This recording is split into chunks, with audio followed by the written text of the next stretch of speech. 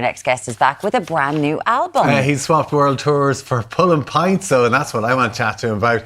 Of course, a bit of music, some Nokia phones, and becoming a publican. Gavin James, good morning to you. How are you doing? Hiya, Gavin. That sounds terrifying. Publican, I'm definitely, oh God. Oh, that's class. God. That's my dream in my 20s to have that. Well, listen, because we talk about this all the time. I think there's 128 pubs closing down in Ireland every year at the moment. Yeah. You've decided to take over Doyles Great time. Corner.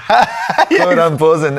Only like less than a year ago. So it's me and a few of my friends. My brother's in it as well. But it's in Fisborough, and it's like I'm going to turn it into a venue because it's perfect size for a venue. We've been doing shows there. I've done like 4 shows over the weekend. Yeah, there, which is why my voice is super hoarse today.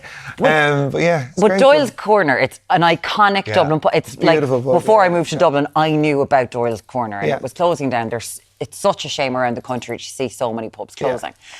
But it's closing for a reason. It's a hard business venture to go in. It's tough. I mean, I've no idea. So as you said, publican, and it scared me because I'm definitely not that.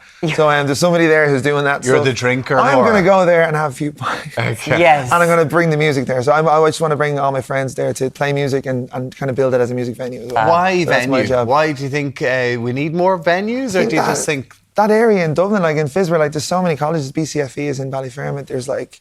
You got BIM is just in town, so like anybody who's like in a band that needs a space, it's like the perfect like space to do that in. And it only holds like 120 people, so it's really nice. And we're testing it this weekend to see if it would work. Okay, so, but like, because you've performed with huge artists and big venues, do you prefer a smaller one? Is there something more special about an intimate gig? Way scarier to do the small ones because you can see them; they're all there. Right. Like, and I end up talking way too much when I'm really nervous at gigs, so I'll talk for 10 minutes about nothing, like until I land on something that's funny, and then I'll be like, okay. But yeah, no, it's more terrifying. Gavin, shut up! People want to hear you sing. People talking. People do say it. People have said that. Yeah, but yeah, it's good fun though. Well, being able to perform your brand new album, it was just released on the 19th Gold Rush in your own pub, which you own with other people. That must have been very cool. So tell us about the new album, because you went old school in writing this album. You got off the phone. Well, I did, right. So first thing I did was like, I got like you can't really get the old Nokia 3210s. So I got one that just has Snake and Messenger. And can you not do it? Why not? I couldn't find the blockies. Right. Like I see if Ma had one in the press that was still alive from like 10 years ago. But no, I had one, and I brought it on holidays with me for 2 weeks, and I was like, it's great. Just on it. And I locked my phone in the safe. So I did it for the album too. I did like 3 weeks in the country and just no phone. And just you and your mates? Yeah, it was great fun.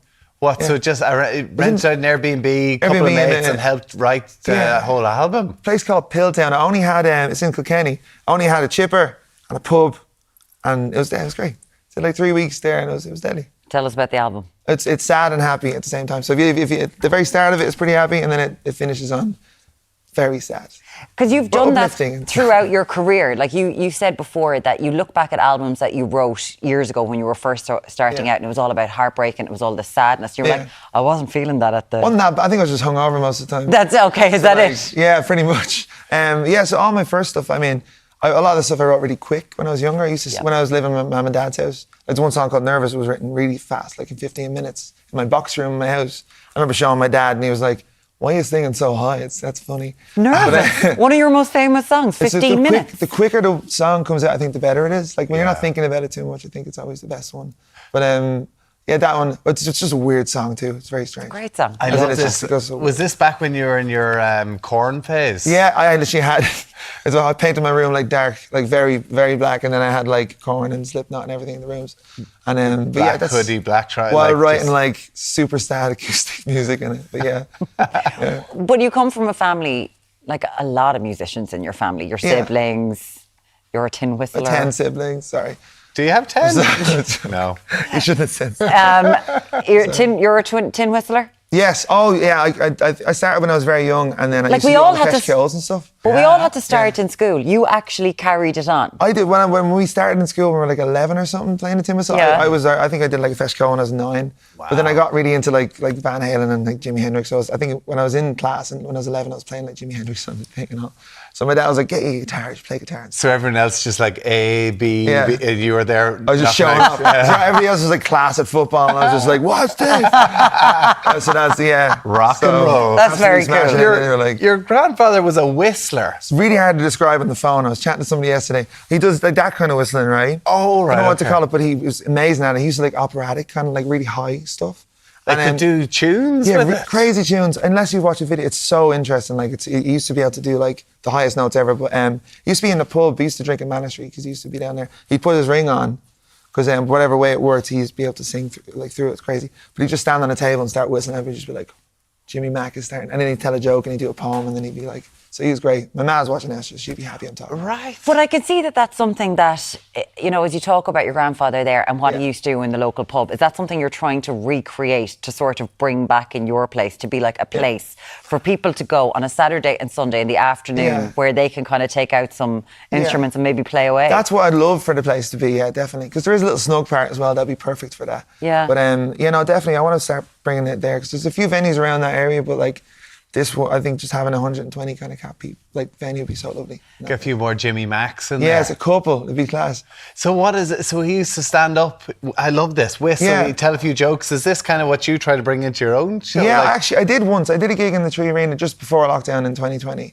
And it was the only time I had the big screen and he was on the big screen at one point in the show. Wow. So I was going to put one of the jokes in it, but like back then the jokes were a little different. Yeah, I can So like it was imagine. like in the 70s. But he was in the Late Late Show a lot and he did loads of things. So, but it was nice to have him at the gig and stuff. Would you be able to go into the old phone book and if you take the smartphone back out of its locker and be like, so you know when the big name acts arrive in Dublin and they always end up in like the Hacienda or somewhere like that. Yeah. Can you go, Harry lads?